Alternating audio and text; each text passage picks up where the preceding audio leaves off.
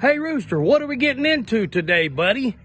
Hey Poppa G, show us your new bucket garden. Okay, Rooster, check it out. Come on, let's go! I got the red, white, blue up front. All right, my bucket garden is complete. Let me go through some of them. I've got green bell pepper, another green bell pepper, a cucumber, a straight neck squash,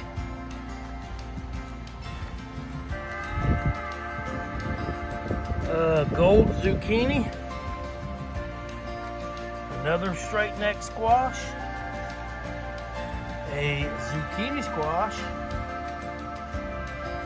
and another zucchini squash. And then finally over here,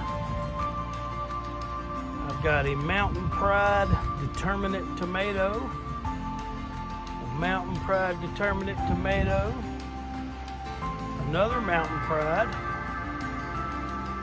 another Mountain Pride, a Celebrity Hybrid Determinate tomato, and a Better Bush Hybrid Determinate tomato.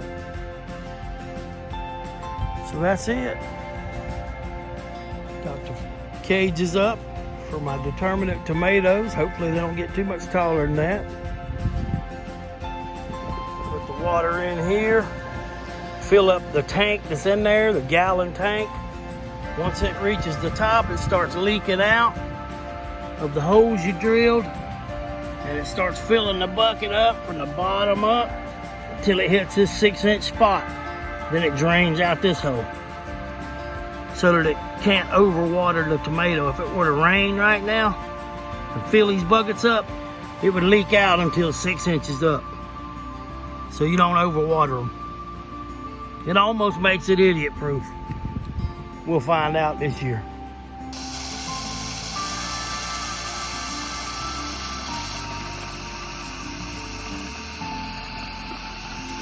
When you first plant them, you fill the jug up with water, and then you got to give the top a good soaking.